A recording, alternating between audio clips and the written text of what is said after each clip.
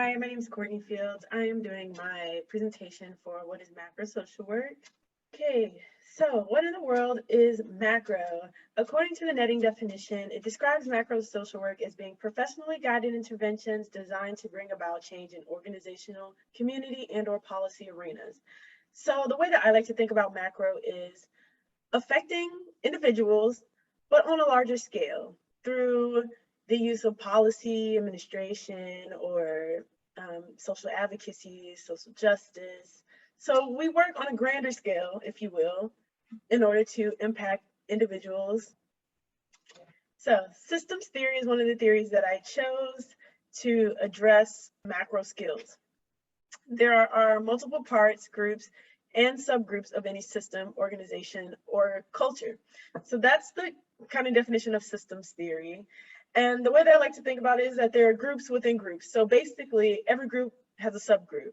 Sometimes it's very important to look into that subgroup and analyze those lower subgroups and not just the bigger group as a whole. So I think systems theory really gets at intersectionality and the importance of that. So one of the issues that I chose to look at this theory is racial disparities in healthcare systems. Black women face adversity with a higher maternal mortality rates. This is a race issue. It's not like a genetic issue. So one of the ways that social work can address this is through needs assessment. That's a skill that we could use. Needs assessment utilizes surveys, polls, questionnaires, things like that in order to identify areas of need within an organization or group. So here I thought we could use polls or intakes or even like questionnaires to look at the mechanisms which are reinforcing racist ideology in medical schools. I also thought that surveys could be used to address concerns in pregnant women and maybe kind of identify fears that they may have related to sharing any issues they face during pregnancy with their physicians. Role theory is another theory that I chose, which role theory looks at the way roles in society impact the members of that society. So one of the issues that I chose here was female and mother-based programs. So things like maternity leave. Oftentimes paternity leave is not offered, and if it is, it might be for a short amount of time. So that kind of leaves mothers on their own to raise their children while their partners or husbands are still at work. So with that being said, that only reinforces traditional gender roles. It's going to leave maybe mothers feeling kind of alone, and it kind of absolves fathers from childcare, right? Because they're missing out on that crucial beginning part of a child's life. So program implementation, I thought, was a good skill to use for this. We could mandate maternal and paternal leave programs in companies and organizations, offer extended medical leave to women in addition to maternal leave, because you think about it, you go on maternity leave and you're also healing from a huge medical procedure if you have a C-section. So you're trying to heal and you're trying to take care of a child all alone for the first time, sometimes if you're a first-time mother. And if you're a mom with another kid, you're taking care of two children while still trying to heal, while still trying to adjust. It's a lot. I thought another program that can be put in place is public social service assistance programs for mothers who don't have a partner or don't have a husband that can assist them with childcare after they first give birth. Organizational culture theory is another theory that I chose, which states that organizations have an unspoken rule or unspoken rules, and those rules can become so ingrained in society that they become instinctual or they become a major part of their culture, even without the members knowing it necessarily. It's just like an unspoken rule, really.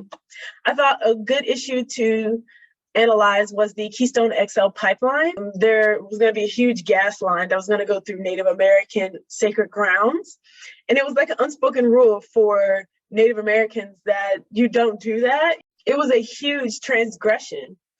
And so for the organizations and government agencies that were trying to implement this pipeline, for them, it was like, why should we even care? Like, you guys are making a big deal out of nothing. And really what was happening is that there was rules and there was culture there that had been unspoken, and they seemed to kind of be missing each other. So I thought legislative advocacy was a good skill to use for this issue. We could work to alter or implement legislative action to protect Native Americans in general, as well as advocate for special protections against their lands, and look at our laws. What does the law say about going through private property as well as sacred property, as well as Native American property?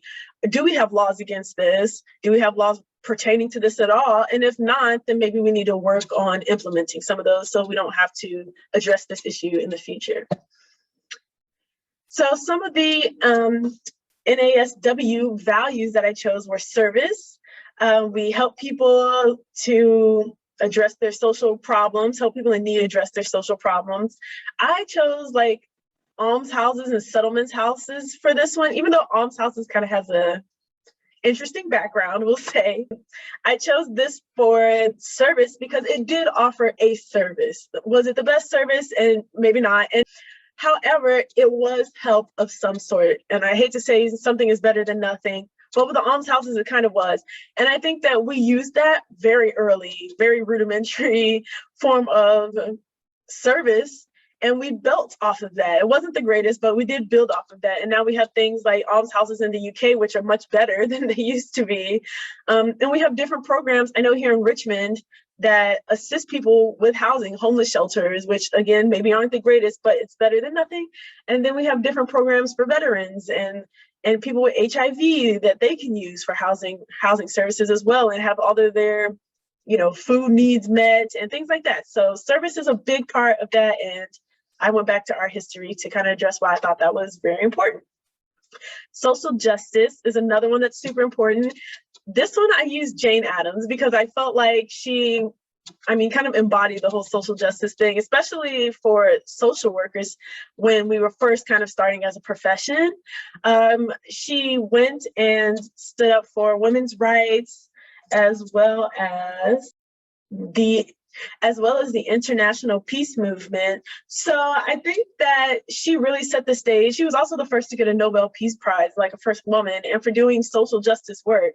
So I think that she really set a strong foundation and set the stage for what social work is and what social work does. And we have continued that through different social advocacy groups and programs. That's partially, I'm sure, why all of us are here. So next is my resources that I utilized. Thank you so much, guys, for listening.